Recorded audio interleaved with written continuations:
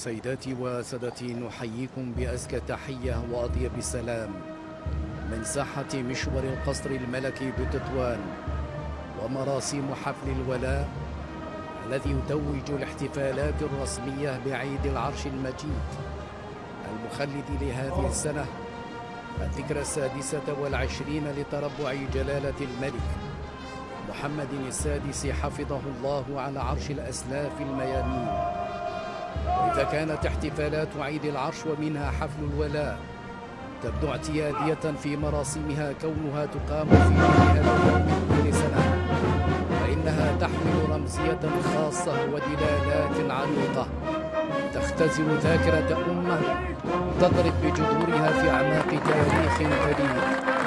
ذكرى عيد العرش مناسبة مجيدة لتأكيد الوفاء الصادق الذي يتبادله العرش والشعب، ولتجديد العهد المقدس الذي يلحم بينهما بأواصر البيعة الشرعية المتجذرة منذ قرون. احتفالات عيد العرش المجيد ليست إلا تعبيرا عن حب الأوطان ونسيجا للوحدة التامة وتجسيدا للإجماع حول رمز الأمة.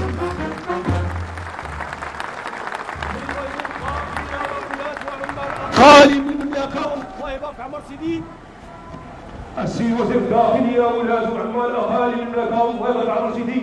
الله يرحمكم قالكم سيدي، الله يرحمكم قالكم سيدي، الله قالكم سيدي.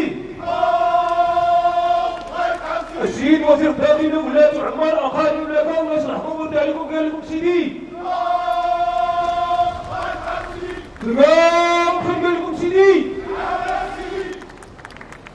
وزير الداخلية وولاة وعمال ولايات وعمالات أقاليم المملكة وولاة وعمال الإدارة المركزية لوزارة الداخلية قدموا الولاء لأمير المؤمنين جلالة الملك محمد السادس حفظه الله. جهات المملكة الله يبارك عمر سيدي، جهات الطاقة والذهب الله يبارك عمر سيدي، جهات عيون الساقية الحمراء الله يبارك عمر سيدي، جهات بنين وادنون الله يبارك عمر سيدي، جهات المملكة الله يبارك عمر سيدي، جهات الطاقة وادي الذهب الله يبارك عمر سيدي، جهات عيون الساقية الحمراء الله يبارك عمر سيدي، جهات بنين وادنون الله يبارك عمر سيدي. الله يعمكم قال لكم سيدي، الله صحبكم قال لكم سيدي، الله يبارك سيدي، الله قال لكم سيدي، الله يبارك سيدي. ولاد وعمار وقياد الله يصلحكم ويرضي عليكم قال لكم سيدي، الله يبارك سيدي. تمام خير قال لكم سيدي.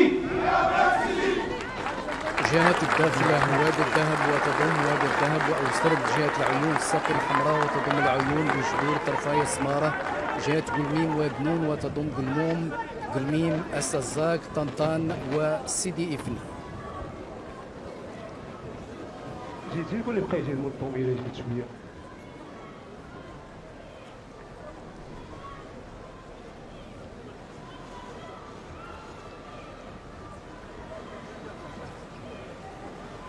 جهة طنجة تطوان الحسيمة الله يبارك عمر سيدي، جهة الشرق الله يبارك عمر سيدي، جهة فاس وكناس الله يبارك عمر سيدي، جهة طنجة تطوان الحسيمة الله يبارك عمر سيدي، جهة الشرق الله يبارك عمر سيدي، جهة فاس وكناس الله يبارك عمر سيدي.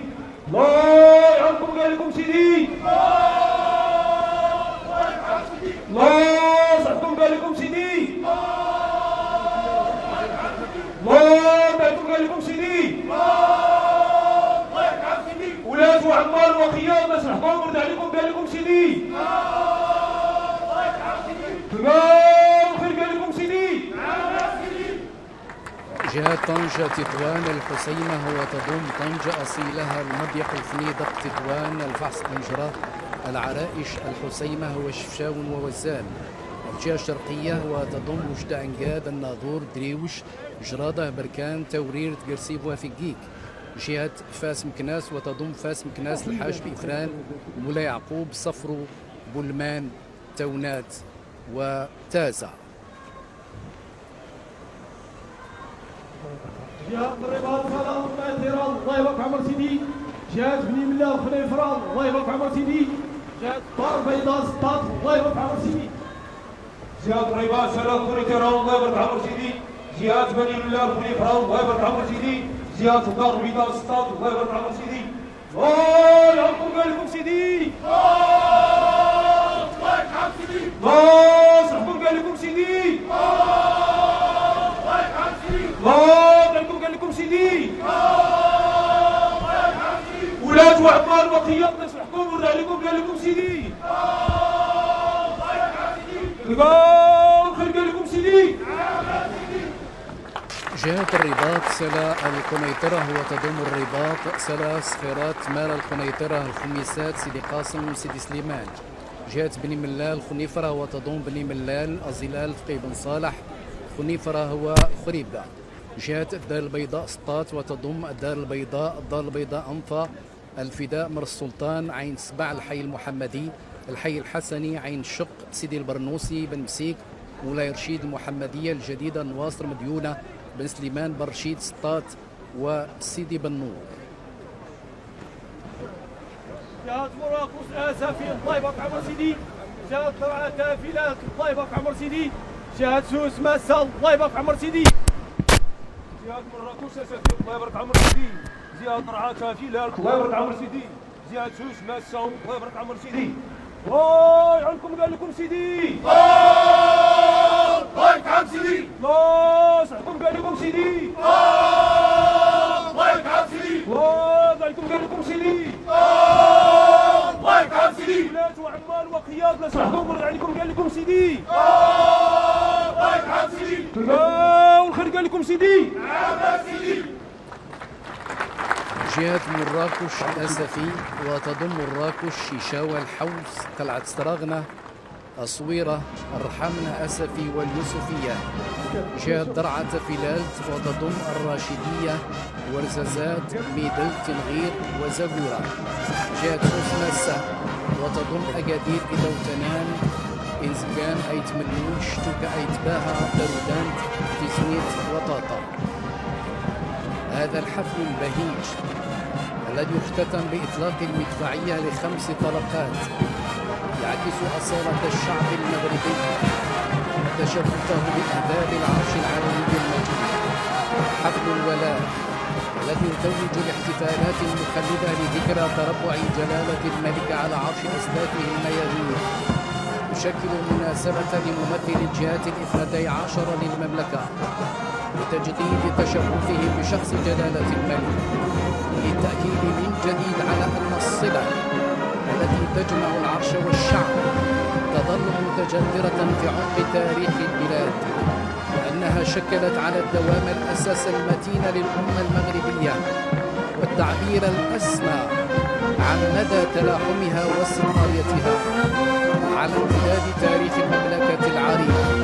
شكلت البيعة الشرعية الميثاق الغليظ والراوط المتينة التي طالما جمعت الملك بوصفه القائد الأسمى للبلاد وأمير المؤمنين وحامي حمى الملة والدين وشعبه المخلص الذي يرى فيه رمز الأمة وموجهها والضامن لاستقرارها ووحدتها الترابية انطلاقا من قناعة مفادها أن هذه الآصرة شكلت على الدوام ضمانة قوية لاستمرارية واستقرار وأمن المملكة وميثاق قائم على ركائز دينية متينة تستمد ثوابتها من الشرعية التاريخية وتعاليم الدين الإسلامي الحنيف على اعتبار أن تواصل الحكم الرشيد والثبات على المنهج القوي المتشبع بقيم الديمقراطية والحداثة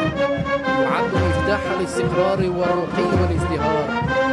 تشمل الآصرة بين العرش والشعب دلالات ومعاني شتى كونها ضمانا للأمن في بعضه الشمولي من خلال تجسيد الوحدة الوطنية وسلطة القانون واستتباب السلم مما يتيح جعل البلاد واحة آمنة.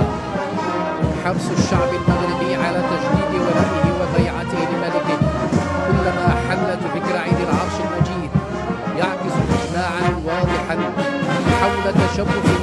جانب الوحدة الترابية للمملكة، إلى جانب كونه تعبيرا صريحا عن رغبتهم في صون حرمتها والذود عن حياضها. عيد العرش حدث وطني غزير الدلالات في تاريخ المغرب الحديث، وهو مناسبة لتجديد العهد بين العرش والشعب على الاستمرار في بناء المغرب وعزته وسؤدده. وإلى هنا سيداتي سادتي نودعكم وإلى اللقاء.